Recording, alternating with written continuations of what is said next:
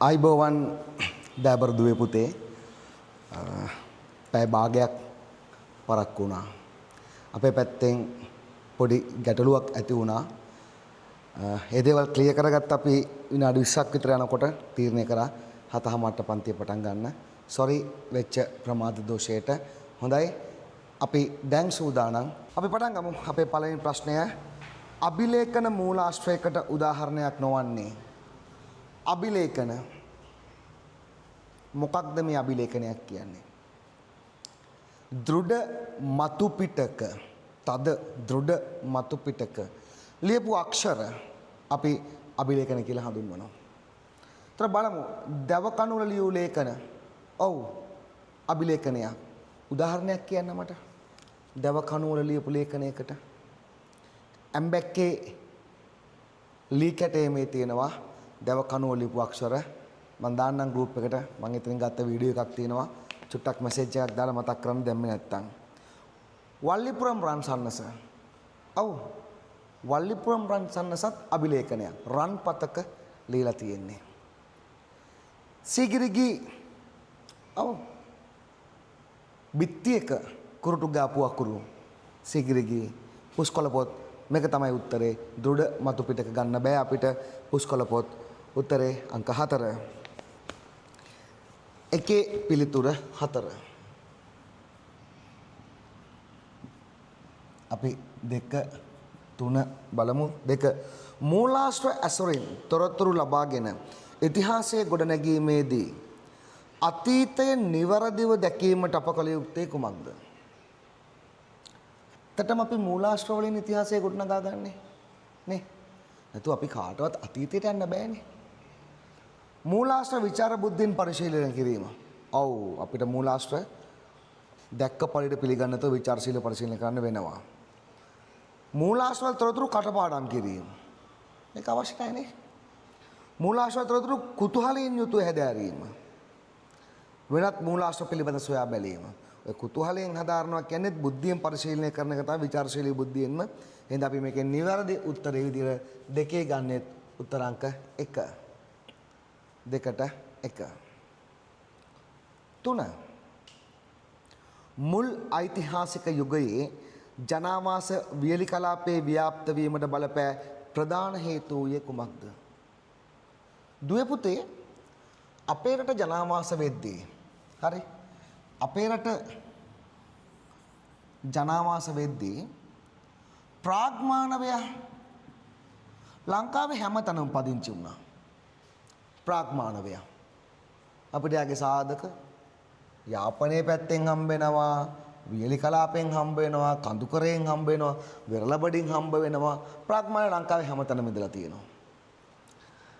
පූර්ව ඓතිහාසික යුගයට එනකොට අපිට යා පිළිබඳ සීමිත ප්‍රදේශවලින් විශේෂයෙන්ම කඳු ආශ්‍රිතව වලවේගම් මිටියාවත කඳු බෑවුම් ආශ්‍රිතව ලංකාව පුරාම අපිට යා පිළිබඳ සාක්ෂි හම්බ වෙන්නේ නැහැ.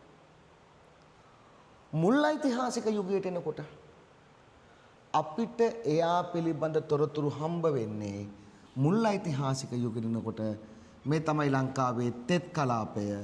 අපිට එයා පිළිබඳ තොරතුරු හම්බ වෙන්නේ වියලි කලාපයෙන්. වියලි කලාපයෙන්. ලංකාවේ වියලි කලාපයේ භූමියේ සමස්ත භූමියෙන් 70%ක් විතර. තෙත් කලාපයේ 30%ක් විතර තියෙනවා.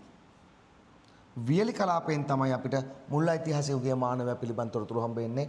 තෙත් කලාපයෙන් හම්බ වෙන්නේ. හේතුව තමයි මේගොල්ලෝ කෘෂිකර්මාන්තයේ ජීවිකාව කරගත්තා. කෘෂිකර්මාන්තයට ඔබින සාරවත් රතු දුඹුරු පසක් වියලි කලාපයේ තියෙනවා. ඒ වගේම වාර්ෂික වර්ෂාපතන අගය කෘෂිකර්මාන්තේ හැම වෙලේම බහලා හරියන්නේ නැහැ. වගේ උෂ්ණත්වය, ඉර පායන විදිය, ජල වහන රටාව, ස්වභාවික සම්පත් ව්‍යාප්තිය සාධක ගොඩක් බලපාන. බලමු මෙතන තියෙන උත්තර මොකද කියලා. මුල් ඓතිහාසික යුගයේ ජනාවාස වියලි කලාපයේ ව්‍යාප්තියට බලපෑ ප්‍රධාන හේතුවක් වූයේ පසේ ඇති සාරවත් බව නිසා, ස්වභාවික සම්පත්වල ව්‍යාප්තිය නිසා, නිවාස සාදා ගැනීමේ පහසුව නිසා, වර්ෂාව නියමිත පරිදි ලැබෙන නිසා. මේකේ නිවැරදි උත්තරය උත්තර අංක 1. 3ට උත්තරේ අංක 1. 3ට. හොඳයි. 4 විවිධ පරිසර කලාප තුළ ජීවත් වූ ගල් යුගයේ වැසියන්ගේ ආහාර පරිභෝජනයේ හා තාක්ෂණයේ විවිධතා ඇති වූයේ කුමන කරුණක් නිසාද? ප්‍රශ්නයක් අහනවා. විවිධ පරිසර කලාප තුළ ජීවත් වූ ගල් යුගයේ වැසියන් තෙත් කලාපේ හිටියා. අතරමැදි වියලි කලාපයේ හිටියා. ඊට පස්සේ වියලි කලාපයේ හිටියා. ශුෂ්ක අර්ධ ශුෂ්ක කලාපයේ හිටියා. ශුෂ්ක කලාපයේ හිටියා. ලංකාවේ ඊට පස්සේ කඳුකර අතරමැදි වියලි කලාපයේ හිටියා. මේ හැමතැනකම අපේ ප්‍රාග් මානවයා හිටියන ගල් යුගයේ මානවයා හිටියනේ. හරිද? මෙයාලගේ ආහාර පරිභෝජනයේ හා තාක්ෂණයේ විවිධතා ඇති වේ කුමන කරුණක් නිසාද? වර්ෂාපතනයේ සිදු වෙනස්කම් නිසා, උෂ්ණත්වයේ සිදු වෙනස්කම් නිසා, සුළඟේ ඇති වූ බලපෑම නිසා, පසෙහි සිදු වෙනස්කම් නිසා. මොකක්ද උත්තරේ? අංක 4 විවිධ පරිසර කලාප බෙදෙන්නේ වර්ෂාපතනයේ වෙනස්කම නිසා. උත්තරේ අංක 1. 4ට උත්තරේ අංක 1.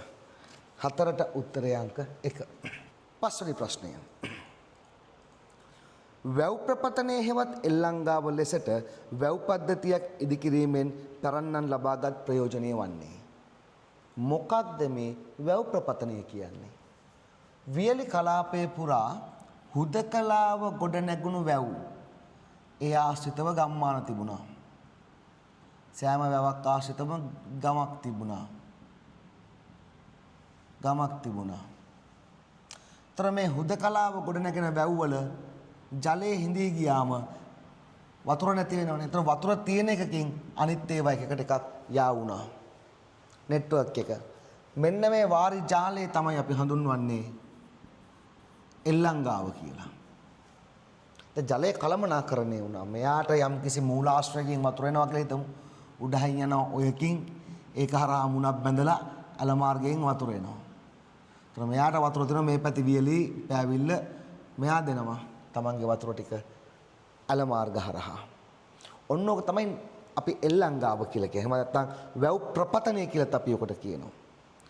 එතකොට මේ එල්ලංගාවෙන් ප්‍රපතේ නැති වෙච්ච ප්‍රයෝජනයක් වන්නේ ගංගා ජලයේ වැව්වල පහසුවෙන් ලබා ගැනීම, අල මාර්ග දිකිරීමෙන් පහසුවෙන් ජලය බෙදා හැරීමට හැකියවීම, ජල සංරක්ෂණය කරගැනීමෙන් භූමියේ තෙතමනය රැක ගැනීම, වැව් ජලය පළදායි ලෙස කෘෂිකාර්මික කටයුතු යොදා ගැනීම. වැදගත්ම කාරණාව තමයි මොකද්ද? මෙයාගේ වැඩි ජලය සංරක්ෂණය වෙනවා අනිත් තැන් වලට දුන්නාම. ඒ වගේම අල මාර්ග හරහා මේ වතුර ගලාගෙන යාම නිසා භූමියේ තෙතමනය. දැන් මේක අපිට නිවැරදි උත්තරය විතර ගන්න පුළුවන් උත්තරාංක 3. උත්තරාංක 3. පහට උත්තරය අංක 3. 6. ජනතාවගේ සෞඛ්‍ය පහසුකම් නගා සිටුවීමට දායකත්වය ලබා දුන් රජවරු පමණක් ඇතුළත් පිළිතුර මොකක්ද? බලන්න මේක ජනතාවගේ සෞඛ්‍ය පහසුකම් නගා සිටුවීමට දායකත්වය ලබා දුන් රජවරු පමණක් ඇතුළත් පිළිතුර. අපේ රටේ වටිනාම සම්පත මොකක්ද? රටේ තියෙන වටිනාම සම්පත. ඇදරුවනේ. රටේ තියෙන වටිනාම සම්පත තමයි නිරෝගී ප්‍රජාව. ලෙඩ වෙච්ච ප්‍රජාවක් එක්ක රටක් ගොඩනගන්න බෑනේ. නිරෝගීමත් ප්‍රජාව. තම රටවැසියාව නිරෝගීමත්ව පවත්වාගෙන යන්න අපේ පාලකයෝ විවිධ ක්‍රියාමාර්ග සුබ සාධන වැඩසටහන් ක්‍රියාත්මක කළා. රෝහල් ඉදි කරා, ප්‍රතිකාර මධ්‍යස්ථාන ඉදි කරා. ඊට පස්සේ ඒවට වෛද්‍යවරු පත් කරා, ගම් 10කට වෛද්‍යවරයා බැගින් පත් කළා. වෛද්‍යවරුන්ට ඔසු උයන් පූජා කළා. වෛද්‍යවරුන්ට ගම්වර ලබා දුන්නා. සෑහෙන පහසුකම් ටිකක් දුන්නා මේ ජනතාව නිරෝගීමත්ව තියාගන්න. එතකොට බලන්න ජනතාවගේ සෞඛ්‍ය පහසුකම් නගා සිටුවීමට දායකත්වය ලබා දුන් රජවරු පමණක් ඇතුළත් පිළිතුර කුමක්ද? පස්වන මහින්ද රජතුමා මොකක්ද ගත්ත ක්‍රියාමාර්ගය ජනතාවගේ සෞඛ්‍ය පහසුකම් නගා සිටවන්න? පස්වන මහින්ද රජතුමා. එතුමා අනුරාධපුරයේ අවසන් පාලකයා කියන්න අපි දන්නවා. හැබැයි එතුමා දිවයිනේ පිහිටි රෝහල් වලට සෞඛ්‍ය උපකරණ බෙදා දුන්නා. සෞඛ්‍ය උපකරණ බෙදා දුන්නා. ඒ වගේම බුද්ධදාස රජතුමා ගම් 10කට එක වෛද්‍යවරයා බැගින් පත් කරනවා ගම් 10කට. හතරවන කාශ්‍යප රජතුමා ඔය හතරවන කාශ්‍යප රජතුමා තමයි දරුවනේ අර උපසග්ග රෝග නාස කියන රෝහල තනන්නේ. උපසග්ග රෝග නාස උණ රෝගීන්ට අනුරාධපුරේ. මේ හතරවන කාශ්‍යප රජතුමා. එතකොට පළවෙනි උපතිස්ස රජතුමා මතකද ඔයාලට? පළවෙනි උපතිස්ස රජතුමා. පළවෙනි උපතිස්ස රජතුමා උපදින්න උදව් කරා. ඔන්න පැනවිසි වුණා. හරි? thank you. පළවෙනි උපතිස්ස රජතුමා උපදින්න උදව් කරා. ඒ කියන්නේ පසවන්ති නාම ශාලා. හරි? පසවන්ති නාම ශාලා.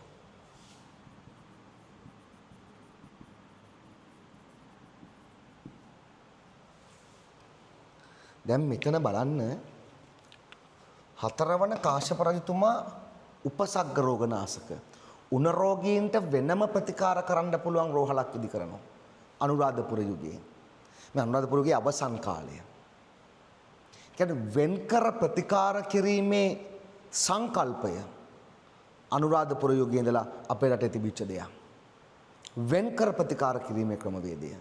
කියන්නේ රෝග ව්‍යාප්ත වීම වළක්වන්න බලන්නකො අපේ වෛද්‍ය තාක්ෂණයේ විශිෂ්ටත්වය. ගර්භණී මව්වරුන්ට ප්‍රතිකාර කරන්න වෙනම තැන්. මාතෘ නිවාස වෙනම ඒවා. දරුවන් ප්‍රසූත කිරීම සඳහා වෙනම ශාලා.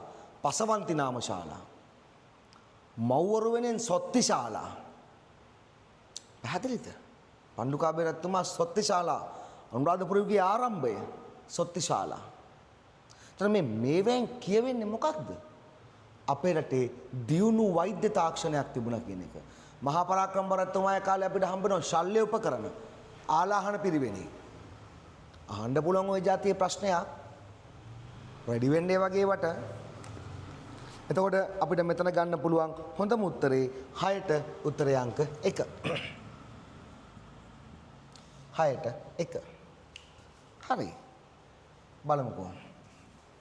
7 වෙනි ප්‍රශ්නය මල් කැටයම් 21ක් පමණ කැටයම් කර ඇති වී ඇටයක ප්‍රමාණයේ රන් තැල්ලක කොටසක් හමු ස්ථානය.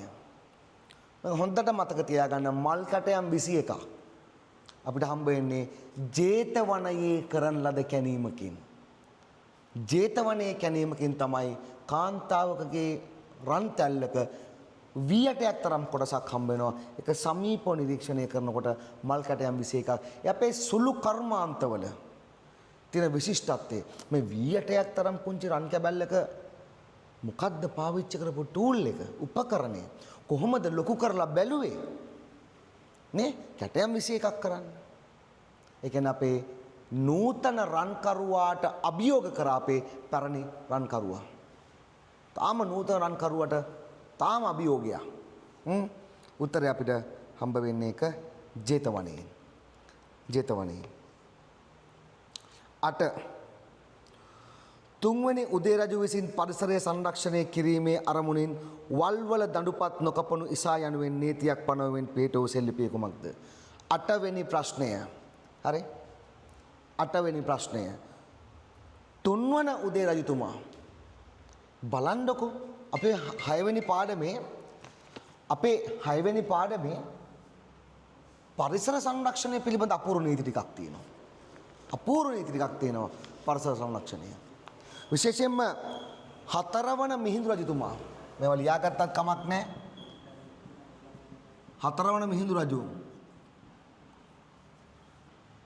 අනුරාධපුර පූර්ව ලිපිය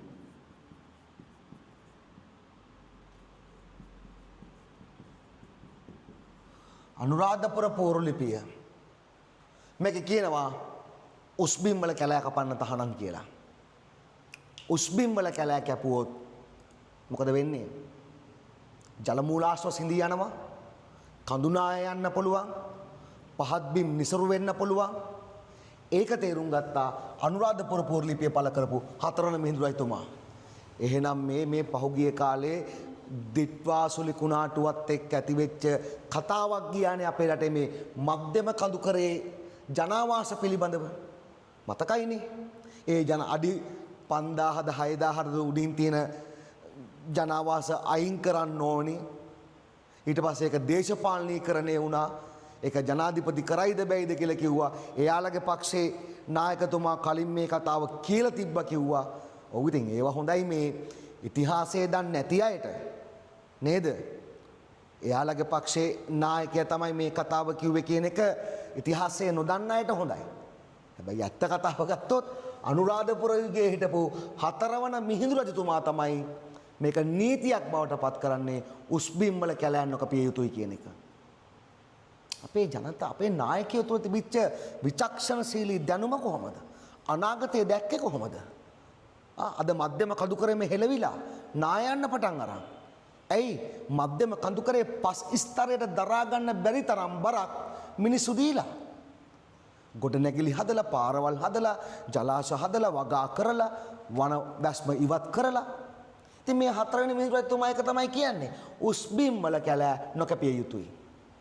මේ කාගවත් පක්ෂයක නායකයෙක්වත් මේ කවුරුවත් කියපු කතාවක් නෙමෙයි. අන්න ඒකයි පුතේ අපි ඉතිහාසය ඉගෙන ගන්නේ. අපි ඉතිහාසය ඉගෙන ගන්නේ යථාවාදී විදිහට ජීවත් වෙන්න. මේ බලන්න අපිට අතීතයෙන් දෙන අත්දැකීම්. අතීතය තුළින් අපිට කියනවා උස්බිම් වල පදිංචි වෙන්න එපා කියලා. රයිට්? එහෙනම් මේ සංකල්ප ජනගත වෙන්න ඕනි. මේ සංකල්ප ජනගත වුණා නම් ජනතාවට අවබෝධ කරගන්න පහසුයි අපිත් මෙහෙම පදිංචි වෙන එක දෙසරයක් හිතන්න ඕනි කියන එක. රයිට්. ඔන්න ඒ තමයි පරිසරය ආරක්ෂා කිරීම පිළිබඳ 4 වන මිහිඳු රජතුමාගේ නීතිය. ඒ වගේම පරිසරය ආරක්ෂා කිරීම පිළිබඳ තව අපූර්ව නීතියක් අපිට හම්බ වෙනවා 5 වන කාශ්‍යප රජතුමාගේ. 5 වන කාශ්‍යප රජතුමා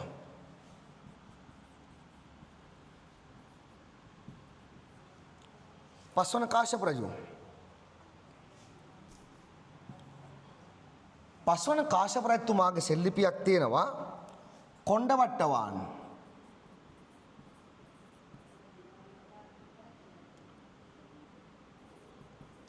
කොණ්ඩවට්ටවාන් සෙල්ලිපිය.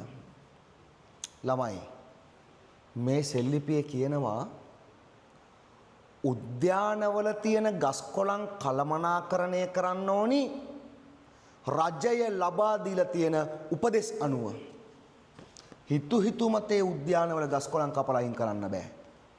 රජයේ උපදෙස් දීලා අවදානම් සහගත අතු ඉති, ශාකයට බර වැඩි අතු ඉති, ශාකයේ පැවැත්මට හානියක් වෙනවා නම් ඒ අතු ඉති හුලඟක් આવොත් කඩායනකට එන්න පුළුවන් නම් ඒ වගේ අතු ඉති දි รา පත් වෙමින් තියෙන ඒවා කැපුවට පස්සේ මොකක්ද කරන්න ඕනි? රජය ඒ කාලේ ගස් කොළන් කළමනාකරණය සම්බන්ධයෙන් නීති පනවලා තියෙනවා. එහෙම නැත්තම් දුවේ පුතේ ශ්‍රී මහ බෝධිය අවුරුදු 2500ක් තිස්සේ පැවතෙන්න විදියක් නැහැනේ. ඒ ශාකය අපි පරිස්සම් කරානේ. ඒකනේ තාමත් තියෙන්නේ. කියන්නේ පරිසරය පිළිබඳ අපේ ජනතාවට මොනතරම් විද්‍යාත්මක දැනුමක් තියෙනවද? නේ? එහින්දා මේ උද්‍යාන කළමනාකරණය හිතුමතේ ගස් කොළන් කපන්න බෑ. රයිට් මේ ගහ කපලයින් කරමු වත්තට බාධාවක්. ඔය මට හොඳ අත්දැකීම් තියෙනවා ගස් කොළන් කළමනාකරණය පිළිබඳ. මම රාජ්‍ය ආයතන කීපයක වැඩ කරපු කෙනෙක්. ඉතින් මම ඒ වැඩ දැකලා තියෙනවා සමහර රාජ්‍ය ආයතන වලට ආයතන ප්‍රධානීන් ආපු ගමන් ශ්‍රමදාන වැඩසටහන් දානවනේ. ශ්‍රමදාන වැඩසටහන් දාපු ගමන් ඉතින් එයාලට පේන්න බෑ මේ ගස් කොළන් වැවිලා තියෙනකොට ආයතනයේ තියෙන ගස් කොළන් ටික කපාගෙන යන්න පටන් ගන්නවා. අතු ඉති සුද්ධ කරනවා කියලා කපාගෙන යන්න පටන් ගන්නවා. එහෙම සිද්ධියක් මෑතකදීත් මට වුණා. ඉතින් මං ගිහිල්ලා ඇහුවා එහෙනම් ඉතින් මේ ආයතනයේ තියෙන ගස් කොළන් ටික ඔක්කොම කපලා දාමු එතකොට හරි එළියයිනේ කියලා. තීන්දුව తీරන ගන්නකොට ඉතිහාසය අත්දැකීමක් කරගන්න ඕනේ. එහෙම අපිට හිතුමතේ ගස් කොළන් කපන්න බෑ. උද්‍යාන අලංකරණය පිළිබඳ. ඒ වගේම අපි ඊළඟට කතා කරන මෙන්න මේ 3 වන උදේ රජතුමාගේ නීතිය. 3 වන උදේ රජතුමාගේ 3 වන උදේ රජතුමාගේ නීතිය. මෙතුමාගේ සෙල්ලිපිය තමයි පුතේ බුද්ධන්නේ හෙළ සෙල්ලිපිය. සෙල්ලිපියේ නම බුද්ධන්නේ හෙළ සෙල්ලිපිය. මේකේ ලස්සන වාක්‍යයක් තියෙනවා. වල්වල දඬුපත් නොකපනු ඉසා. කැලෑවල් වලට ගිහිල්ලා අත්තක් කිත්තක්වත් කපන්න බෑ. බෑ. දැන් ඔයාලගේ ජීවත් වෙන අපට පරිසරයේ තියෙනවා නම් රක්ෂිත වනාන්තර. අහලා බලන්න ඔයාලගේ පවුල් වල කවුරු රැකියා නිරත වෙනවා නම් වන සංරක්ෂණ දෙපාර්තමේන්තුවේ කියන්නේ වන ආරක්ෂක නිලධාරීන් විදියට අහලා බලන්න අඩු ගානේ කැලෑවකට ඇතුල් වෙනකොට අතේ පිහියක්වත් තියෙන්න බෑ. පිහියක්වත් තියෙන්න බෑ. කැලේ ඇතුළේදී කැලේ බලන්න ගිහලා අහුණා කියලා හිතන්නකෝ. පොඩි හරි සමාවක් තියෙනවා අතේ ආයුධයක් නැත්නම් පොරවක් ඇත්තක් එහෙම තිබ්බොත් බඩුම තමයි. අදටත් තියෙන නීතිය කැලෑවල් වල අතුවිති කපන්න බෑ. කැපුවොත් අත්තරලු ගන්නවා එහෙම අතවත් තියන්න බෑ කැලෑව. දැන් ඔය අපේ ජනතාව ඉතාමත් ශ්‍රද්ධා භක්තියෙන් යන ගමනක් තියෙන ශ්‍රීපාදේ වන්දනාමාන කරන්න. ශ්‍රීපාදේ වන්දනාමාන කරන්න යනකොට අපි දකිනවා ගොඩක් අය ගමන අපහසු වුණාම හැරමිටියක් හදා ගන්නවා. හැරමිටියක් හදාගන්නේ කොහොමද? සමනල රක්ෂිතයෙන් කඩා ගන්නවා ගහක ලීයා. සම්පූර්ණයෙන් නීති විරෝධී වැඩක්. වන සංරක්ෂණ නිලධාරීන්ට අහු වුණොත් එහෙම දඩ ගහනවා. ලීයක් ඔයා කැඩුවේ නැතත් කඩපු ලීයක්වත් අතේ තියෙන්න බෑ. ඇයි? ඒවා ආරක්ෂිත වනාන්තර අතවත් තියන්න බෑ ගහට කොළයක්වත් කඩන්න බෑ. අපි පරිසරය ආරක්ෂා කරන්න ඕනේ ඒ විදියට. ඉතින් ඒ නීති අද තිබ්බට ඒ නීතිවල ආරම්භය අනුරාධපුර යුගය. එහෙනම් බලන්න අපේ පැරණි සමාජයේ දැනුම මොනතරම් පුළුල්ද කියන එක. මොනතරම් පුළුල් විදියට විද්‍යාත්මක විදියට මේ නීති රීති පැනවුවද කියන එක ඔබට හිතා ගන්න පුළුවන්. දැන් මේ සිද්ධි මතක තියාගන්න පරිසරය ආරක්ෂා කිරීම සම්බන්ධයෙන් ප්‍රශ්නයක් ආවොත් මේ උදාහරණ ටික දාලා විස්තරාත්මකව ලියන්නයි ඔබට තියෙන්නේ. හොඳයි. එහෙනම් 8 වෙනි එකේ උත්තරේ බුද්ධන්නේ හෙළ සෙල්ලිපිය. 9 අපි 7 උත්තරේ ලිව්වේ නෑනේ. 7 උත්තරේ 2 8 උත්තරේ 3 9 වගාවලට ඇතිවන කෘමි උවදුරු වළක්වා ගැනීම හා හරකුන්ට වැළඳෙන ඇතම් රෝග නිවාරණය කිරීමට අපේ පැරණන් අනුගමනය කළ ක්‍රමවේදමින් කුමක්ද? අපේ කට්ටිය ඔය මේ ශාන්ති කර්ම, කෙම් පහන් ක්‍රම, දෙවියන්ට පුද පූජා පැවැත්වීම, යාතු කර්ම ඔය වගේ දේවල් කරනවා. මේ මෙතන තියෙන උත්තර ටික ඔක්කොම ආසන්න වෙන් ගැලපෙන ඒවා. හරිද? මේ හරකුන්ට වැළඳෙන ඇතම් රෝග නිවාරණය කිරීමට අපේ පැරණන් අනුගමනය කළ ක්‍රමවේදය තමයි කිරිමඩු ශාන්ති කර්මය පැවැත්වීම. උත්තරේ අංක 1. 9 උත්තරේ අංක 1. 9 උත්තරේ අංක 1. අපි යමු 10 ප්‍රශ්නයට. පැරණි නීති සම්බන්ධයෙන්ම ප්‍රශ්නයක්. ඒකට අදාළ දේවල් මම කලිනුත් සාකච්ඡා කරලා තියෙනවා. එහෙනම් අපි කෙලින්ම ඒ ප්‍රශ්නයටම උත්තරයක් හොයාගෙන යමු. 10 ඉහත සඳහන් තොරතුරු අනුව පැරණි ලංකාවේ කෘෂිකර්මාන්තය මනවින් පවත්වාගෙන යාමට ප්‍රතිපත්ති ආරක්ෂා කර ගැනීමට පාලකයන් විසින් ගත් නීති හා සම්බන්ධ නිවැරදි පිළිතුරු කුමක්ද කියලා අහනවා. නිසි කලට සීසෑම නොකරන පුද්ගලයන්ට කලම් 5ක දඩයක් නියම කිරීම. කලම් 5ක. මොකද්ද සෙල්ලිපිය? කොණ්ඩවට්ටවාන් සෙල්ලිපිය කාගේද? පස්වන කාශ්‍යප රජතුමාගේ. AFH උත්තරේ අංක 3. 10 උත්තරේ අංක 3. 10 උත්තරේ අංක 3. හොඳයි අපි 11 උත්තරේ බලමු. ඉහත තොරතුරු ඇසුරින් පාරිසරිකව ඇතිවන ස්වභාවික විපත් වළකා ගැනීමට අනුගමනය කර ඇති ක්‍රියා ඇතුළත් උස් ගොඩබිම් වල කැලෑ නොකපිය යුතුය. B. ඒ කියන්නේ පාරිසරික විපත් වලින්. එතකොට රජතුමා තමයි 4 වන මිහිඳු රජතුමා. සෙල්ලිපිය තමයි අනුරාධපුර පූර්ව ලිපිය. BDI උත්තරේ අංක 2. 11 උත්තරේ අංක 2. හොඳයි අපි ප්‍රශ්න 11ක් සාකච්ඡා කරලා අවසానයි. යන් මෙතනින් එහාට. ඉහත සඳහන් කරුණු අතරින් කෝට්ටේ රාජධානියේ පිරිහීම හා සම්බන්ධ නිවැරදි පිළිතුර වන්නේ 12. කෝට්ටේ රාජධානියේ පිරිහීම හා සම්බන්ධ නිවැරදි පිළිතුර. ධර්මපාල රජු අනුප්‍රාප්තිකයෙකු නොතබා මිය යාම. දොන්ජුවන් ධර්මපාල කුමාරයා අනුප්‍රාප්තිකයෙක් නොතියා මිය ගියා. ඒක පුතේ කෝට්ටේ පරිහානියට හේතුවක් විදිහට අපිට හිතා ගන්න පුළුවන්. උඩරට මෙන් ස්වභාවික ආරක්ෂාවක් නොමැතිවීම. ඒක කොහෙටද බලපාන්නේ? උඩරට මෙන් ස්වභාවික ආරක්ෂාවක් නැති කතන්දරය අපි කතා කරන්නේ යාපනයේ රාජධානියට. මතකද? යාපනයට. එඳ ඒක අදාළ නැහැ. නිරන්තර යුද්ධවලට පැටලීම. ඒක යාපනයටත් තිබ්බා සීතාවකටත් තිබ්බා. රජු තෑගි ඔප්පුවක් මගින් තම රාජ්‍ය උරුමය පෘතුගීසින්ට පැවරීම කෝට්ටේ බිඳ වැටෙන්න බලපාපු හේතුව. දන් ජුවන් ධර්මපාල පෘතුගීසින්ට තෑගි ඔප්පුවකින් කෝට්ටේ රාජධානිය පැවරුවා. ඒඩී ප්‍රමාණවත් නිත්‍ය හමුදාවක් නොමැතිවීම යාපනයටයි අදාළ. අවසන් කාලයේ බෞද්ධ විරෝධී ප්‍රතිපත්තියක් අනුගමනය කිරීම සීතාවකටයි අදාළ. මායාදුන්නේ අවසන් කාලයේ බෞද්ධ විරෝධී පාලකයෙක් බවට පත් වුණා. සොරි මායාදුන්නේ නෙමෙයි මායාදුන්නේගේ පුතා පළවෙනි රාජසිංහ. පළවෙනි රාජසිංහ බෞද්ධ විරෝධී පුද්ගලයෙක් බවට පත් වුණා.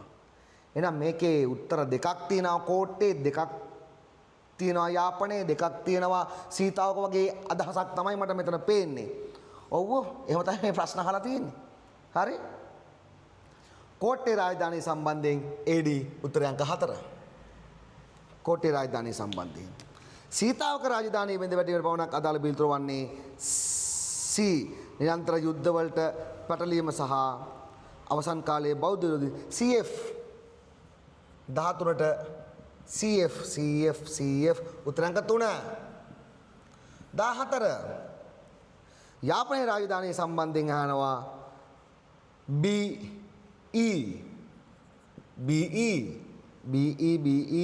උත්තර අංක 2. උත්තර අංක 2.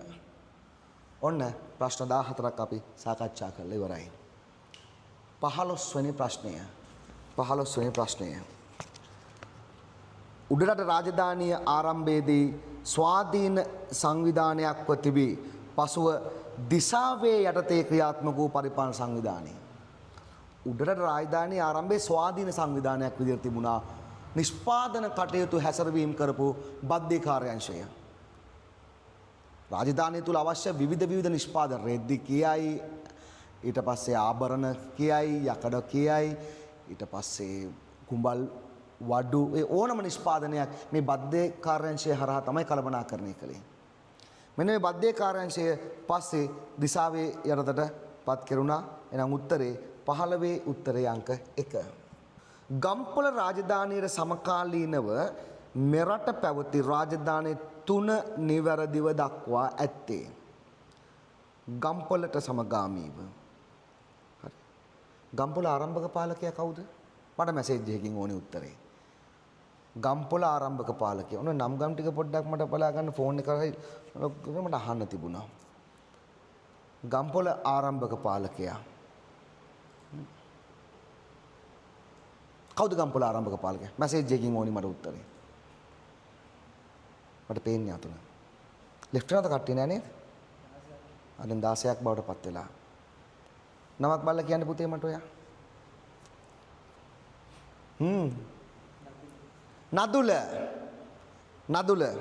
ගම්පොළ ආරම්භක පාලකයා නම කියන්න මට. නදුලාගේ මයික් එක ඔන් කළා. කිසල්ගෙන් උත්තරයක් එනවා 4 වෙනි බුවනක බාහුව. කිසල් කියන්නේ මේ කුරුවිට සෙන්ට්‍රල් එකේ පුතාද? කිසල්. රයිට්. සතුටුයි.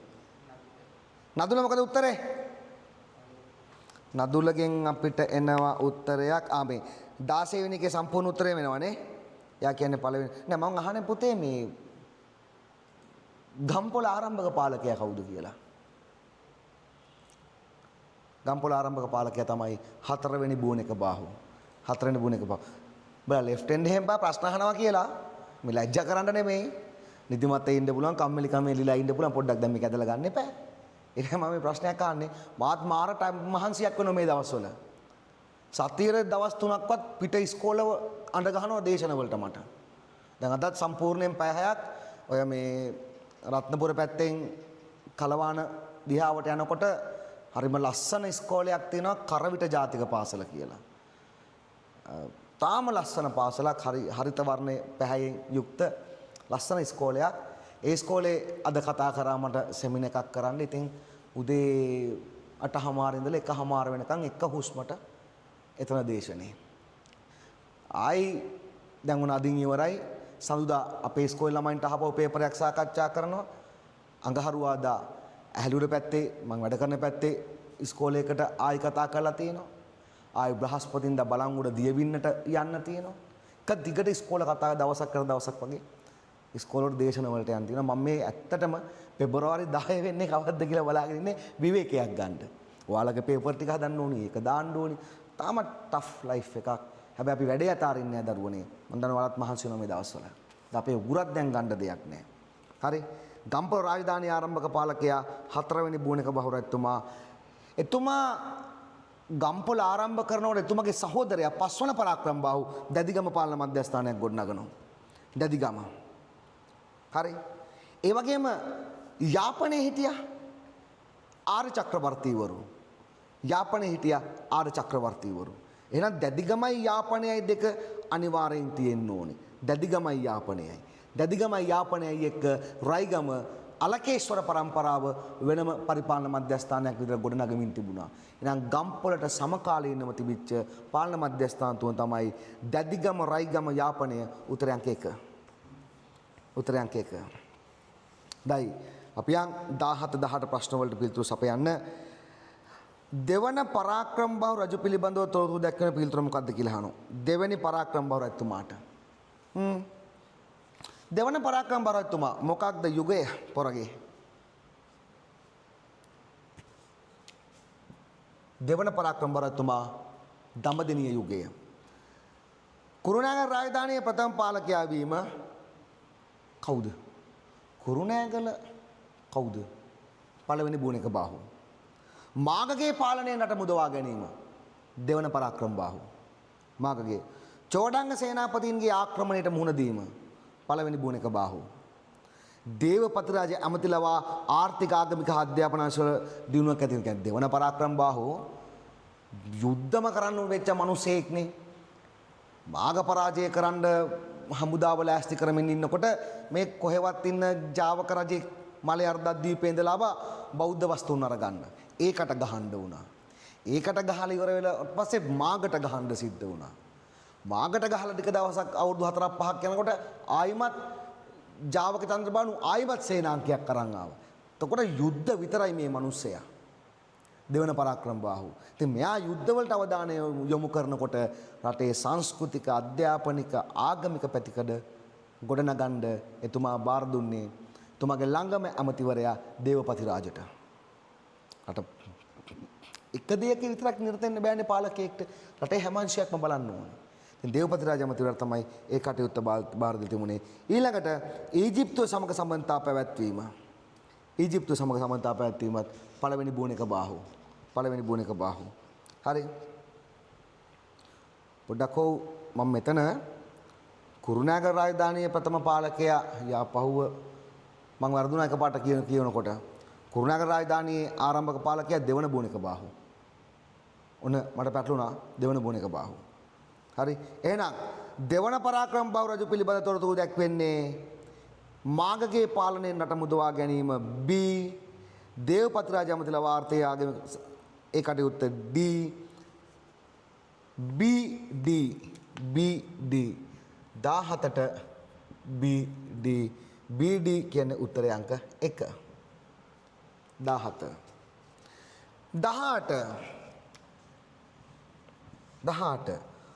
පළමුවන බෝනක බාහු රජු පිළිබඳ තොරතුරු දැක්වෙන්නේ CE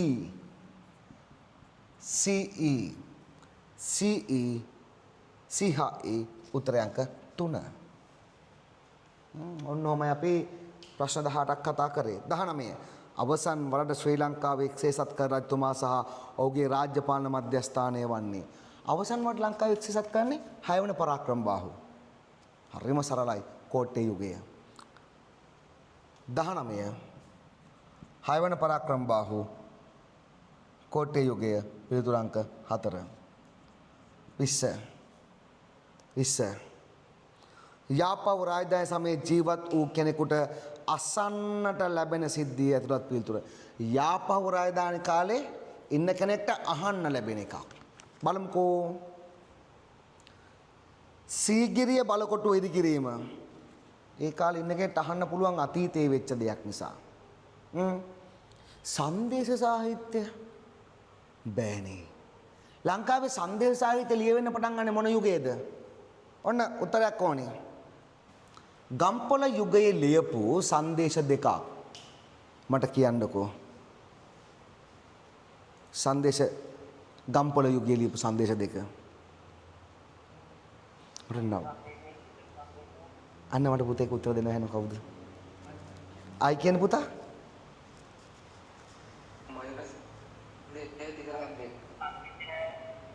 දෙන්නේ කතා කරන නම් දෙක මට පොඩ්ඩක් බලලා කියන්න කවුද කියලා. කතා කරපු දෙන පේනවද ඔයාලට? නෑ නේ හරි කමන්න. good good ga ti ma ගතෙම Thisara මයුර. අපි ඔක මතක තියාගන්නේ ඔහොමයි. සංදේශ සාහිත්‍ය ආරම්භනේ ගම්පොළ යුගයේ ගතිම කියලා මතක තියාගමු. හොඳයි උත්තරේ ලැබුණා. එහෙනම් යාපහුව කාලේ කෙනෙක්ට ඒක අහන්න ලැබෙන්නේ අනාගතේ වෙන දෙයක්. ඒක අනාගතේ. මුල්ලේරියා සටන. ඒකත් අනාගතේ. ඒක අහන්න වෙන්නේත් නෑ. චන්ද්‍රබාහු නැමැති ජාවක රජුගේ ලංකා ආක්‍රමණය. ඒක කලින් යුගයේ දඹදිව යුගයේ අහන්න ලැබෙනවා. එහෙනම් යාපහුව රාජධානියේ ඉන්න කෙනෙක්ට AD 20ට උත්තරේ 4. AD උත්තරේ අංක 4. හොඳයි අපි යන් 21. පහත ඇති රාජ්‍ය පාලකයන් අතුරින් පෘතුගීසි විරෝධී ප්‍රතිපත්තියක් ක්‍රියාත්මක කළ අය දැක්වෙන පිළිතුර තෝරන්න. පෘතුගීසි විරෝධී ප්‍රතිපත්තියක් කවුද ක්‍රියාත්මක කරන්නේ? විජය කුලංකේ ආර චක්‍රවර්ති. විජය කුලංකේ කවුද මේ විජය කුලංකේ කියන්නේ? යාපනයේ රාජධානියේ ආරම්භක පාලකයා. ඒ කාලේ වෙනකොට පෘතුගීසින් එන්න හිතලවත් නැහැ. දහු පෘතුගීසි විරෝධී ප්‍රතිපත්තියක් අනුගමනය කළ කෙනෙක් නෙමෙයි. B සංකිලි. අම්මෝ සංකිලි පෘතුගීසින් එක්ක හිතවත් වෙනවා, ගැටුම් ඇති කරගන්නවා. හොඳටම අරුබුද හදාගත්ත කෙනෙක් සංකිලි කියන්නේ පෘතුගීසින් එක්ක. ඉතින් අපිට ඒක ගන්න පුළුවන්. B ගන්න පුළුවන්. රාජාධිරාජසිංහ කිය කාලේ වෙනකොට ඉංග්‍රීසීන් තමයි ආවේ. ලන්දේසින් පන්නලා ඉංග්‍රීසීන් ආවා. ඉතින් එයාට පෘතුගීසි විරෝධී තත්ත්වයක් ගෑවෙන්නේ නැහැ. පළවෙනි විමල් ධර්මසූරිය. පෘතුගීසීන්ව පන්නන්න බුද්ධ අම්මේ නේද? දන්තුරේ සටන, බලන සටන පෘතුගීසීන් එක්කම ඉඳලා පුදුමාකාර ස්ටෝරියක් තියෙනවා පළවෙනි විමල් ධර්මසූරියට. එහෙම නැත්නම් කොනප්පු බණ්ඩාරට අවුස්ත්‍රියාවේ ඩොන් ජුවන් කියලාත් අපි යාට කියනවා පෘතුගීසින් එක්ක. ඒක අදාළයි D. එහෙනම් B D දෙක අපි ගත්තා. ඊටසන ඊවල එද්රිමාන්න සිංහම්. ඔය එද්රිමාන්න සිංහම් කියන්නේ මේ පෘතුගීසින් විසින් යාපනයට පත් කරපු පෘතුගීසින්ගේ පාක්ෂපාතීත්වය දක්වපු කෙනෙක්. එයා ගැටුම් ඇති කරගත්තේ නැහැ. ඊපස්සේ එද්රිමාන්න සිංහම්ම යාපනයේ අයම බලවා හරිනවා. ඒ වගේම දෙවන රාජසිංහ අපි දන්නවා මිනිහා තමයි ඉඟුරු දීලා මිරිස් ගත්තේ. නම් BDF තමයි උත්තරේ. BDF උත්තරේ අංක 3. 21ට උත්තරේ අංක 3. 21ට උත්තරේ අංක 3. 22. මහනුවර යුගයේ ඉඩම් භුක්තිය හා අයිතිය පදනම් කරගෙන බෙදී යාම තීරවල තියෙනවා. අපි පොඩ්ඩක් ගලපමු ඒක. මහනුවර යුගයේ ගබඩාගම් පාවිච්චි කරුනේ මොකටද? රජවාසල සඳහා වෙන් කළ ඉඩම් 22 ඉස්සෙල්ලම D රජවාසල සඳහා පරවේනි ගම් පරවේනිය ගම්වැසියන් පරම්පරාගතව භුක්ති විඳිපු ඉඩම් තමයි පරවේනිය කියලා කියන්නේ. C නින්දගම් රදල ප්‍රධානීන් සේවය කළ සේවය වෙනුවෙන් ඉඩම් කළ ඒවා නින්දගම්. DCB දැනටවත් උත්තරේ හාගෙන නේද? විහාරගම් විහාරාරාම සඳහා පූජා කළ ඉඩම් E 22 උත්තරය 3. 22 උත්තරය 3.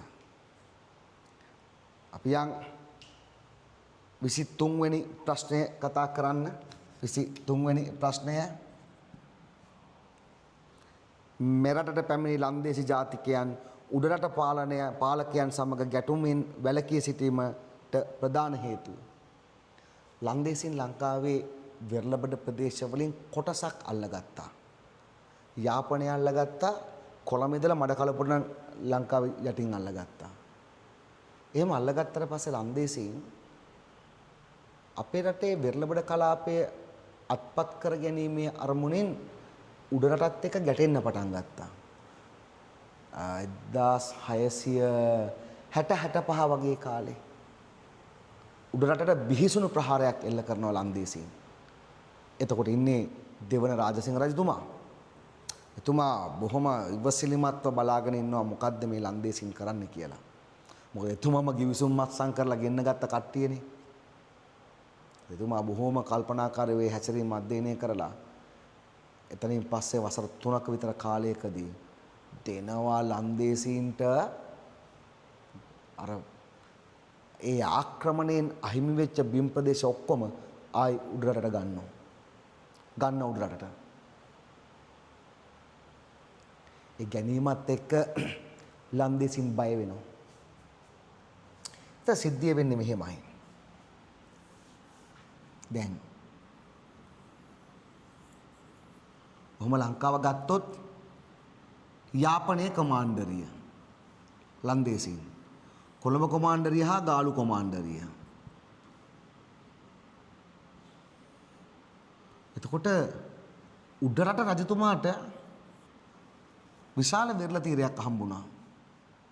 එතුමට පුළුවන් මෙන්න මේ වෙරළ පාවිච්චි කරලා එක්ක අරාබි ජාතිකයොත් එක්ක එක්ක ඉන්දියානුවන් එක්ක බිස්නස් පටන් ගන්න.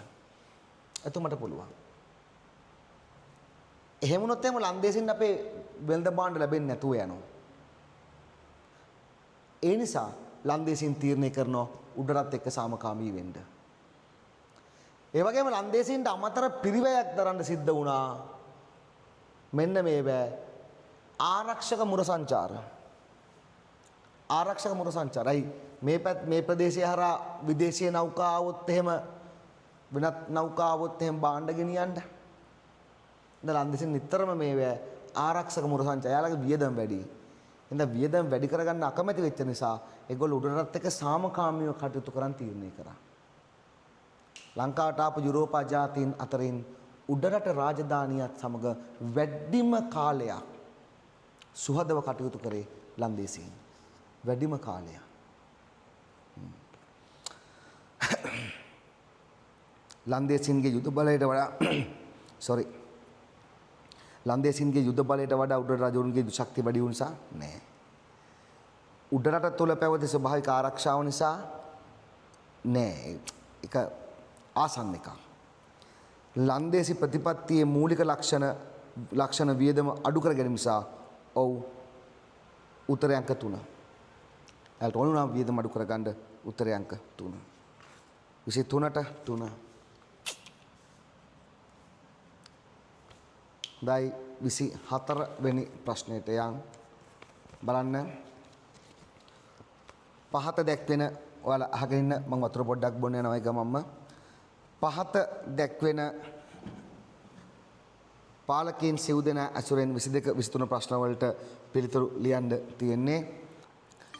ඉහත රජවරුන් රාජ්‍ය පාලනය කළ නිවැරදි කාල අනුපිළිවෙලින් දැක්වෙන්නේ. රජවරුන්ගේ කාල අනුපිළිවෙල. මෙතනින් පරණම එක්කෙනා කවුද?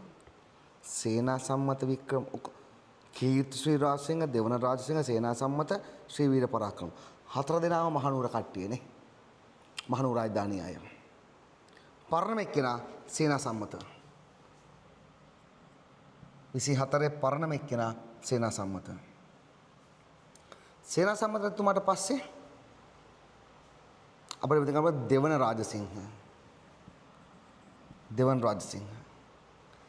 ඊට පස්සේ ශ්‍රී වීර පරාක්‍රම නරේන්ද්‍ර සිංහ සිංහල සම්භවයක් සහිත අවසන් පාලකයා.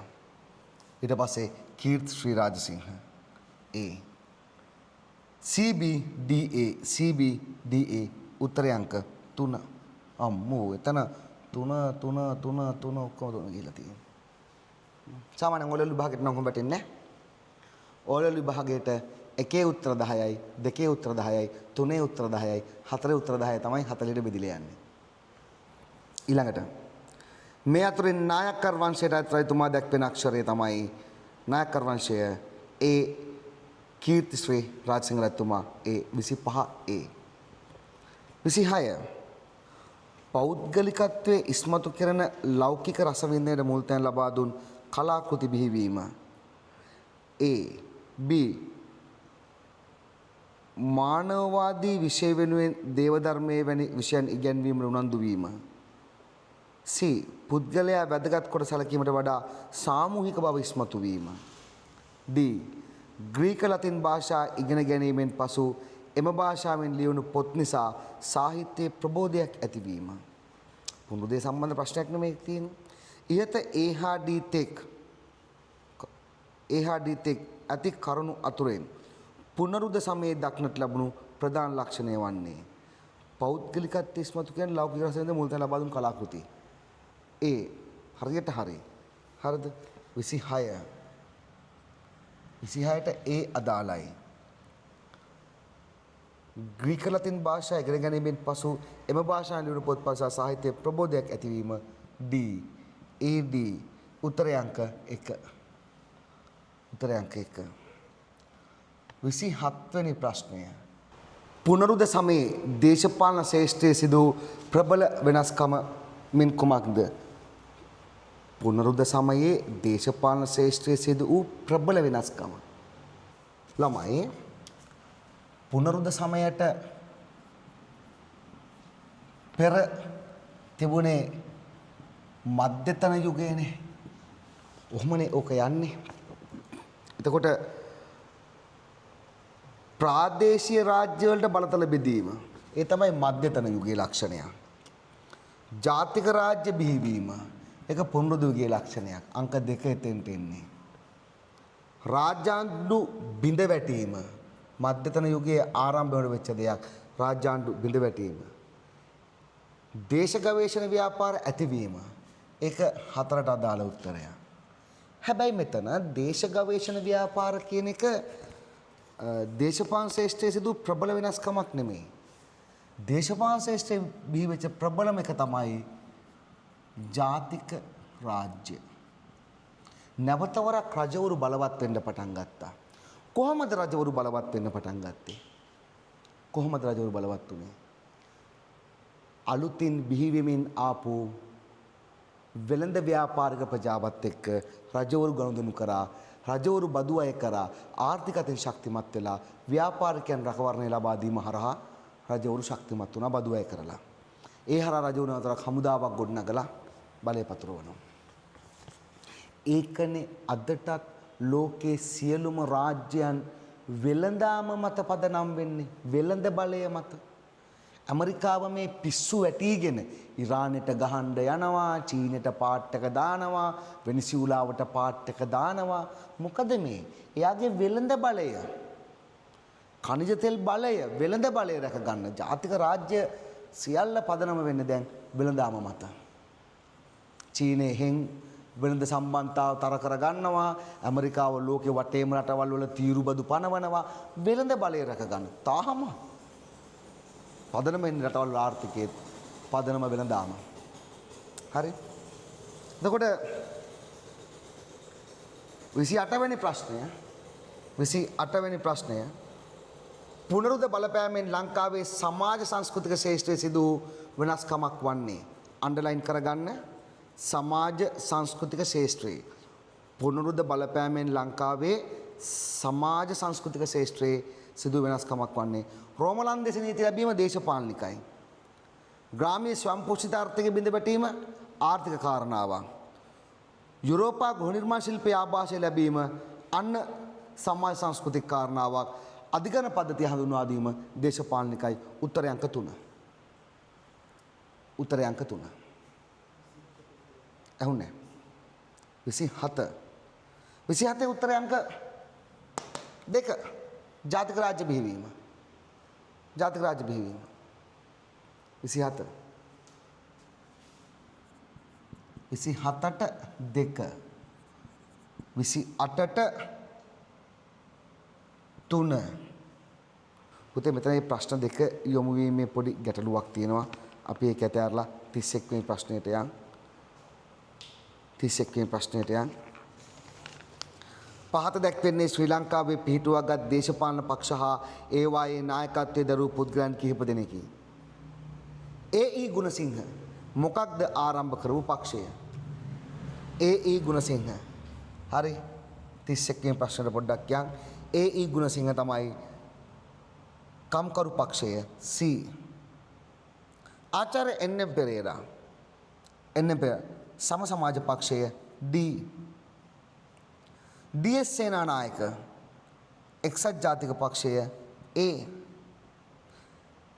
Solomon Wesley Ridgeway Dias Bandaranaike SWRD Bandaranaike මොකද්ද? ශ්‍රී ලංකා නිදහස් පක්ෂය B. CDAB CDAB උත්තරය අංක 1. 32 ඉහත ප්‍රකාශ වලින් 1797 විරෝධතා ව්‍යාපාරයට හේතු වූ කරුණු ඇතුළත් පිළිතුර තෝරන්න.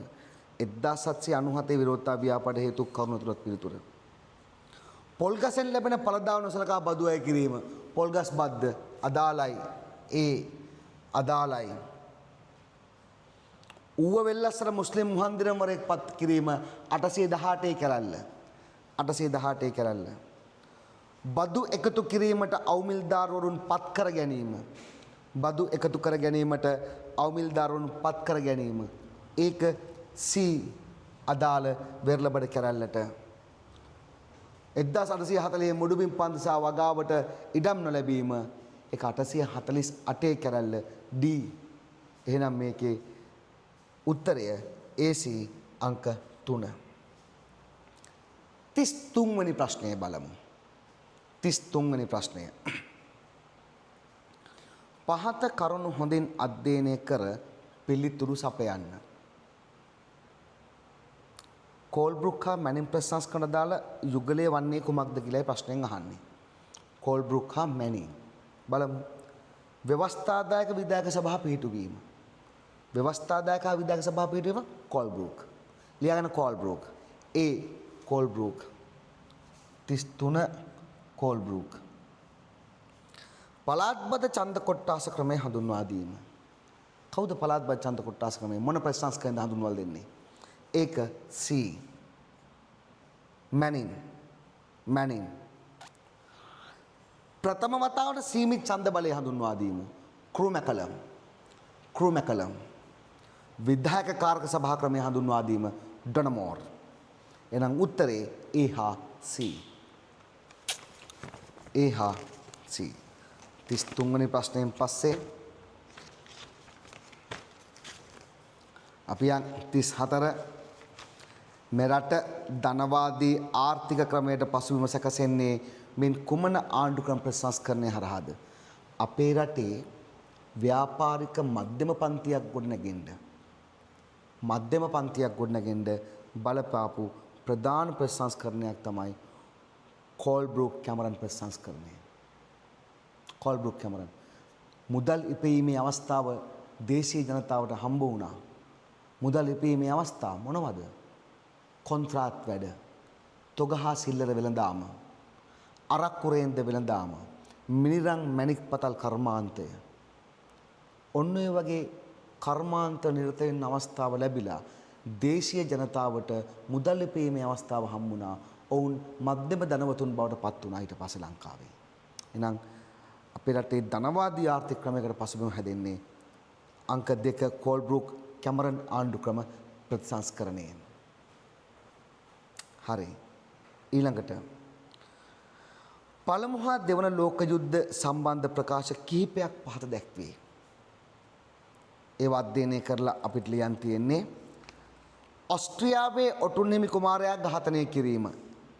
පළවෙනි ලෝක යුද්ධය. ලියා ගන්න පළවෙනි ලෝක යුද්ධය. පළවෙනි ලෝක මහා සංග්‍රාමයට පමණක් අදාළ පිළිතුර තමයි 35 අහන්නේ. එහෙනම් ඒ අදාළයි.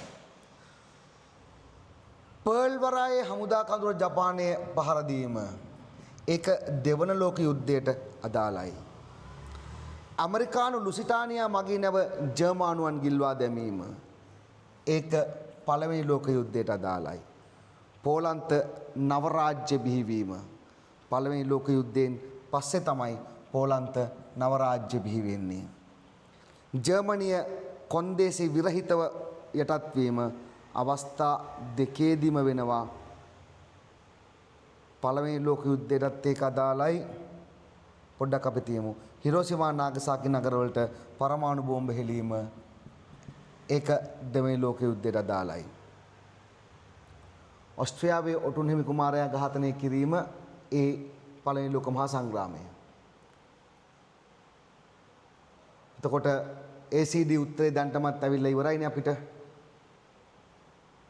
පෝලන්ත නවරාජ්‍ය ජර්මනිය කොන්දේසි විරහිතව යටත් වීම අපිට දාන්න වෙන්නේ. එතකොට මෙතෙන්ට දෙවන ලෝක යුද්ධයට ජර්මනිය කොන්දේසි විරහිතව යටත් වුණා කියන්නේ කොච්චරද කියනවනම් දෙවන ලෝක යුද්ධයෙන් පස්සේ රුසියාවයි ඇමරිකානු කඳවුරයි ජර්මනිය දෙකට බෙදාගෙන පාලනය කරා කාලයක්. ජර්මනිය දෙකට බෙදාගත්තා. ඒ මැද්දෙන් බැඳ තාප්පයක් බර්ලින් තාප්පය කියලා. බර්ලින් තාප්පය. එහෙනම් උත්තර දෙකම 35 36 හම්බුණා. 37 පළමුව ලෝක සංග්‍රාමයේ ආරම්භයේදී මධ්‍යස්ථව කටයුතු කරමින් දෙපාර්ශවයේම රටවල් වලට ආහාර පාන යුද උපකරණ හා ඖෂධ අලෙවි කරමින් විශාල ලාභයක් ලැබූ රට. ඔව්. මෙයාට ඊට පස්සේ තමයි රහ වැටෙන්න පටන් ගත්තේ. යුද්ධය කියන්නේ මාර බිස්නස් එකක්. පට්ට ලාභ ගන්න පුළුවන් බිස්නස් එකක්. අදටත් ඒ නිසා යා තමන්ගේ ආර්ථිකය කඩාගෙන වැටෙනකොට ලෝකයේ කොහේ හරි අලුතෙන් යුද්ධයක් පටන් ගන්නවා. ආර්ථිකය රැක ගන්න. ඒ තරමට මෙයාට යුද්ධ රහ වැටුණා. ලෝකයේ කොහේ හරි ඉසව්වක යුද්ධයක් නතර වෙන්න යනවා නම් එයා ඒකට කැමති නෑ. පළවෙනි ලෝක යුද්ධ වෙලාවේ දෙපාර්ශවයටම යුද්ධෝපකරණ ඖෂධ ඇඳුම් පැළඳුම් සියල්ල යාන වාහන සියල්ල අලෙවි කරමින් යුරෝපය අවුරුදු 400ක් තිස්සේ පෙරදිග ලෝකයේ යටත් විසිත පිහිටවගෙන හූරගෙන කාපු මහා ධනස්කන්ධය ඇමරිකාව අවුරුදු 4න් තමන්ගේ සාක්කුවට දාගත්තා යුද්ධය නිසා. යුරෝපය අවුරුදු 400ක් හම්බ කරපු සල්ලි ටික පෙරදිග ලෝකයේ අප්‍රිකා මහද්වීපය හූරලා කාපු සල්ලි කන්දරාවක් තියෙන යුරෝපයේ විසින් ඒ මහා ධනස්කන්ධය ඇමරිකාව අවුරුදු 4න් සාක්කුවට දාගත්තා යුද්ධෝපකරණ අලෙවි කරලා. යුද්ධයේ තරම් ලාභදායී ව්‍යාපාරයක් නැහැ කියන එක ඇමරිකාව තේරුම් ගත්තා. හරි. එහෙනම් එතන උත්තරේ අංක 1. 38 එක්සත් ජාතීන්ගේ සංවිධානයේ නිත්‍ය සමාජික රටවල් ලෙස සැලකෙන්නේ. එක්සත් ජාතීන්ගේ සංවිධානයේ නිත්‍ය සමාජික රටවල්. මේක එක්සත් ජාතීන්ගේ සංවිධානයේ මණ්ඩල 6ක් තියෙනවනේ. මණ්ඩල 6ක්. ඒ මණ්ඩල 6න් ආරක්ෂක මණ්ඩලය කියලා මණ්ඩලයක් තියෙනවා. ඒක ඉතාම ප්‍රබල මණ්ඩලයක්. ওই ආරක්ෂක මණ්ඩලය ඇතුලේ ඉන්නවා නිත්‍ය රටවල් 5ක්. අපි මේ රටවල් 5ට කියනවා පංච මහා බලවතුන් කියලා. පංච මහා බලවතුන්. එතකොට මෙන්න මේ පංච මහා බලවතුන් කවුද කියලා යහන්නේ දන්නෝ. කාටද කියන්න පුළුවන් මේ පංච මහා බලවතුන් 5 දෙනා මයික් එක ඔන් කරලා. කාටද කියන්න පුළුවන්? කවුද අපිට ඉදිරිපත් වෙන්නේ සඳහා?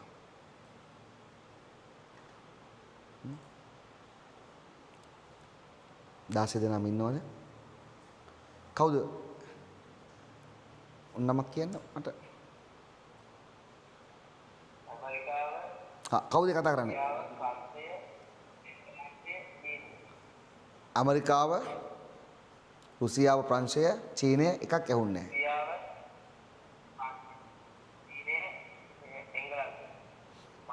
මහා බ්‍රිතාන්‍යය. good boy. කවුද කතා කරේ? ඈ? හරි. ඔයාගේ පිළිතුර නිවැරදි. ඈ? නදුල. නදුල good. ඇමරිකාව, මහා බ්‍රිතාන්‍යය, ප්‍රංශය, රුසියාව, චීනය. පංච මහා බලවතුන්. මේ පස් දෙනාට මාර බලයක් තියෙනවනේ. ඒ පස් දෙනාටම තියෙනවා එක්සත් ජාතීන්ගේ සංවිධානය තුළ නිෂේධ බලය කියලා බලයක්. නිෂේධ බලය. ලෝක ආරක්ෂාව සම්බන්ධයෙන් අවසාන එකඟතාවයට එන්නේ මේ පස් දෙනා සාකච්ඡා කරලා. අවසාන එකඟතාවයට. එතෙන්දී යම්කිසි රටකට විරුද්ධව ක්‍රියාමාර්ග ගන්න හදනවා නම් මේ පස් දෙනාම එකඟ වෙන්න ඕනේ. පස් දෙනාගෙන් එක්කෙනෙක් හරි කිව්වොත් මම ඔය යෝජනාවට විරුද්ධයි නිෂේධ බලය පාවිච්චි කරනවා කියලා හතර දෙනාගේ මතේ නෙමේ ක්‍රියාත්මක වෙන්නේ අකමැති වෙච්ච එක්කෙනා ක්‍රියාත්මක කරන නිෂේධ බලය. රුසියාව මේ දවස්වල හොගාලා ගහනවනේ යුක්‍රේනයට. ආරක්ෂක මණ්ඩලය රැස් වුණා. රැස් වෙලා ඒගොල්ලෝ යෝජනාවක් ගෙනාවා රුසියාව මේ වැඩේ නවත්තන්න ඕනි වහාම. රුසියාව නිෂේධ බලය පාවිච්චි කරලා කිව්වා නෑ මම ඔකට විරුද්ධයි. ඔය යෝජනාව ගේන්න එපා. ඇමරිකාව ඊශ්‍රායලත් එක්ක එකතු වෙලා පලස්තීනයට ගහනවා මේ දවස්වල හොගාලා. ආරක්ෂක මණ්ඩලය රැස් වෙලා ඊශ්‍රායලයට විරුද්ධව චෝදනා ගොනු කරනකොට ඇමරිකාව කිව්වා නෑ එහෙම නෑ. ඒගොල්ලෝ ත්‍රස්තවාදය මර්ධනය කරන්නේ. එඳා ඊශ්‍රායලට විරුද්ධ වෙන්න එපා කවුරුවා. ඔන්න ප්‍රශ්න. දෙපැත්තෙම කොයි පැත්තේ වුණත් යුද්ධ වැරදි. කවුරුකත් යුද්ධ වැරදි. මරන්නේ මිනිස්සු. ඔය ඔක්කොම නායකයෝ ටික. කොයි කාලෙද ඉපදුනේ? 90 දශකයේ. 90 කියන්නේ 20 වන සියවසේ. ඔය ඔක්කොම 1950 ගණන් 60 ගණන් ට්‍රම්ප් 48 මට මතක විදියට. 1940 ගණන් 50 ගණන් වල ඉපදිච්ච මිනිස්සු යුද්ධෙට දක්වන්නේ 2000න් පස්සේ ඉපදිච්ච પરම්පරාව. ඒගොල්ලෝ යුද්ධය බලාපොරොත්තු වෙන්නේ. ඔන්න ඔකයි තත්ත්වය. හරි. බලන්න. 39 පහත ඒ සිට ඩී දක්වා ප්‍රකාශයෙන් පොන්නම්බලම් රාමනාදන් මහතා පිළිබඳ නිවැරදි තොරතුරක් පිළිතුරු කුමක්ද තෝරන්නයි තියෙන්නේ. දෙමළ සාහිත්‍ය ග්‍රන්ථ රචනා කිරීම පොන්නම්බලම් රාමනාදන් නෙමෙයි. කවුද? ආරුමුග නාවලර්.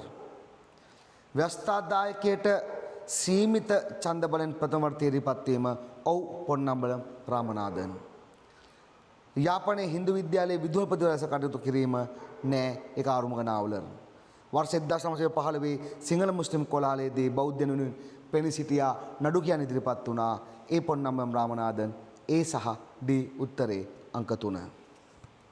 අන්තිම ප්‍රශ්නය අනිවාර්ය සේවා 40 වෙනි ප්‍රශ්නය අනිවාර්ය සේවා රාජකාරී ක්‍රමයේ අහෝසි කරන ලද ආණ්ඩුක්‍රම ප්‍රතිසංස්කරණය තමයි කෝල්බ්‍රූක් ප්‍රතිසංස්කරණය.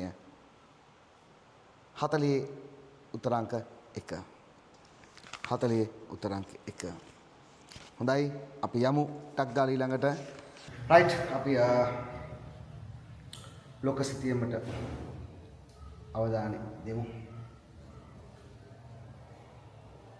මේ තැන් ටික ටක් ගාලා මතක් කරගන්න අපි කල්ලුත් මේ ටික ලකුණු කරපු තැන් ටිකක් තියෙන්නේ.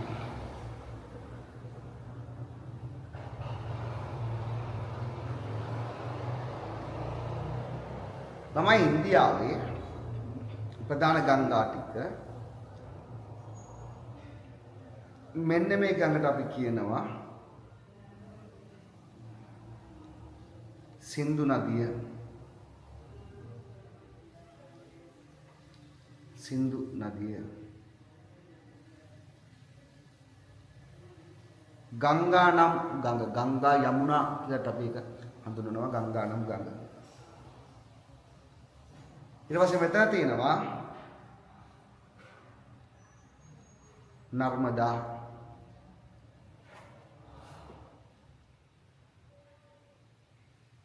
මෙතන තියෙනවා ක්‍රිෂ්ණා තුංගභද්‍රා ක්‍රිෂ්ණා. මේ ක්‍රිෂ්ණා ගඟේ වම් පැත්තට කියන්නේ මෙතන ගංගා දෙක මැද්දේ උරේ මෙන්න මෙතනින් ඩොට් එක තිබ්බනම් වෙරළේ ඒ තමයි දරුවනේ ගෝව. ඒ තමයි ගෝව.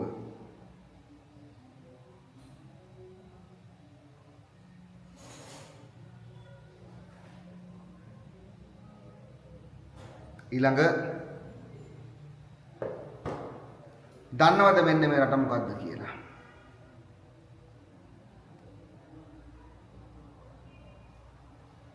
මෙන්න මේ රට මේ පහළ ඔන්න සීමාවෙන් තියෙන ඔය තමයි බුරුමය.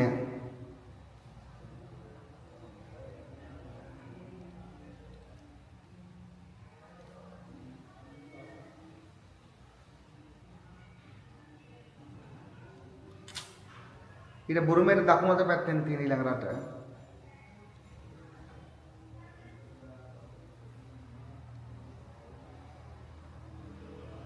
මෙන්න මේ දැන් මම පාට කරන මේ රට තායිලන්තය.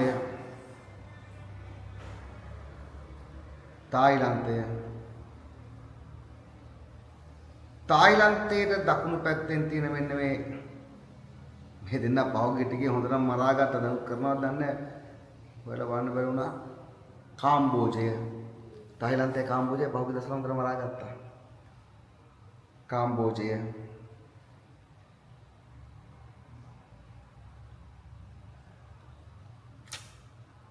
කාම්බෝජයේ දකුණු පැත්තෙන් තියෙන මෙන්න මෙයා වියට්නාමය.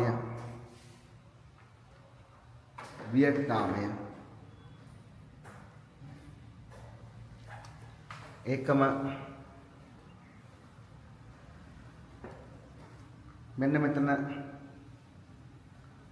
බලන්න මෙන්න මේ පාට කරන ටික ඒ තමයි මලය අර්ධද්වීපය.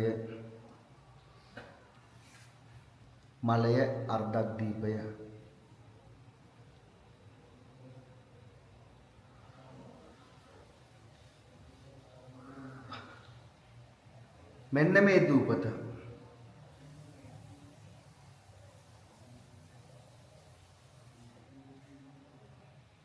තායිවානය අද ස්වාධීන වෙන්න හදනවා.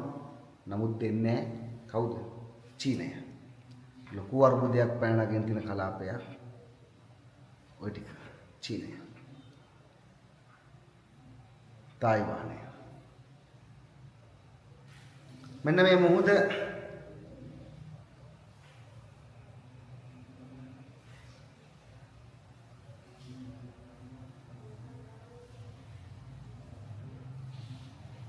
රතු මුහුද. මෙන්න මේ බොක්ක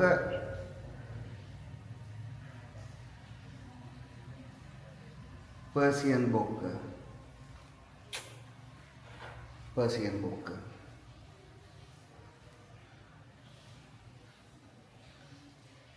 මෙන්න මේ මුහුද ලෝකයේ විශාලම අභ්‍යන්තර මුහුද.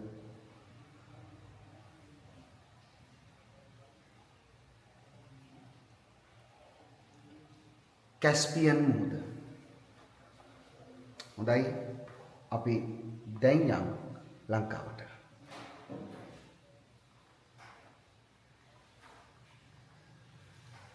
අපි ලංකාවේ අද වැදගත් ප්‍රදේශ කීපයක් අවසන් කරනවා. ප්‍රදේශ ටික. ඉවෙන් අහනවා ඒකයි. අපි ජාපනයේ සම්පූර්ණ අවධානය යොමු.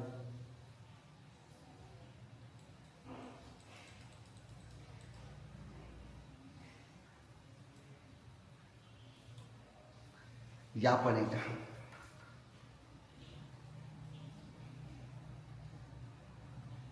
හොඳට බලන් ඉන්න මොන දේවල් වලට යන්නේ නැතුව. යාපනයේ මෙන්න මෙතන තුඩේ එකක් තියෙනවා. මෙන්න මෙතන එකක් තියෙනවා. කයිස් දූපතේ දෙකක් තියෙනවා. මෙතන තියෙනවා. මෙතන තියෙනවා. කයි 2 3 4 5 6 7ක් තියෙනවා යාපනයේ. ඔව් 7ක් තියෙනවා අපිට වැදගත් දැන් 7ක් නෙමෙයි 8ක් තියෙනවා. දැන් බලමු මොනවද 8 කියලා අපි. හරි. මෙතනින් ගත්තොත් පේදුරු තුඩුව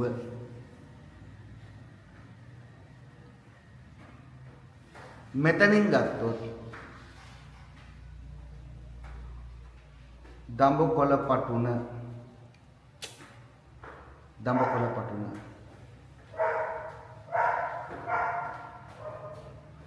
මේක ගත්තොත්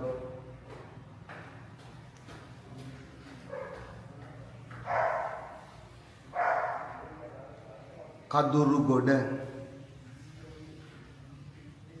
මේක ගත්තොත් හැමන් හේල් ලන්දේසි බලකොටුව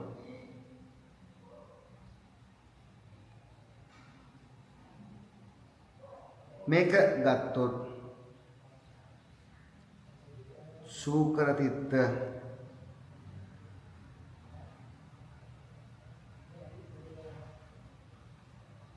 මේක ගත්තොත් යාපනය නල්ලූර් කෝවිල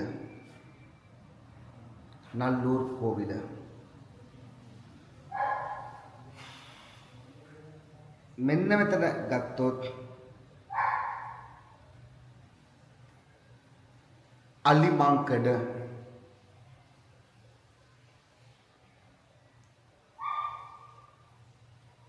මෙතන ගත්තොත් පූනරී උඩ ළමයි යාපනයෙන් අහන්න තියෙන තැන් ටික හරි ස්ථාන 8ක් අපි කතා කරා. අපි ඊට පස්සේ අවධානය යොමු කරමු අද මල්වතු ඔයට. හරි.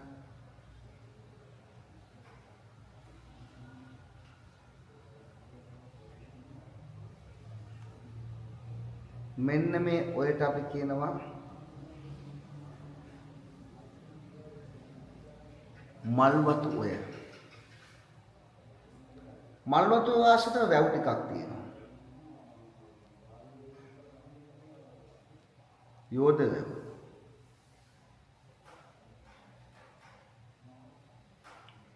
තිසා වැව.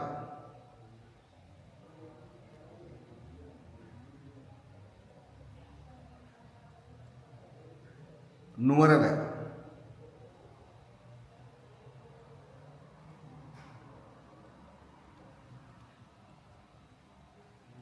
මහා කනදරා වැව.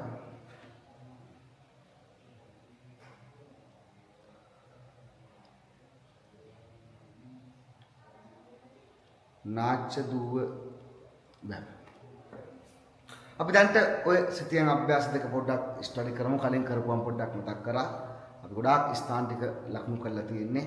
කාලයක් රාත්‍රී 10ට දැන් මිනිත්තු 10ක් වගේ තියෙන. අපි ගොඩක් වෙලා සාකච්ඡා කරපු නිසා අදට පන්තියේ වැඩ කටයුතු නවත්තමු. ඉදිරි පන්ති පැවැත්වෙන ආකාරය පිළිබඳ මම ඔබ ගෲප් එකේ දැනුවත් කරන්නම්. එනම් දරුවනේ ඔබ සැමට සුවබර රාත්‍රියක්.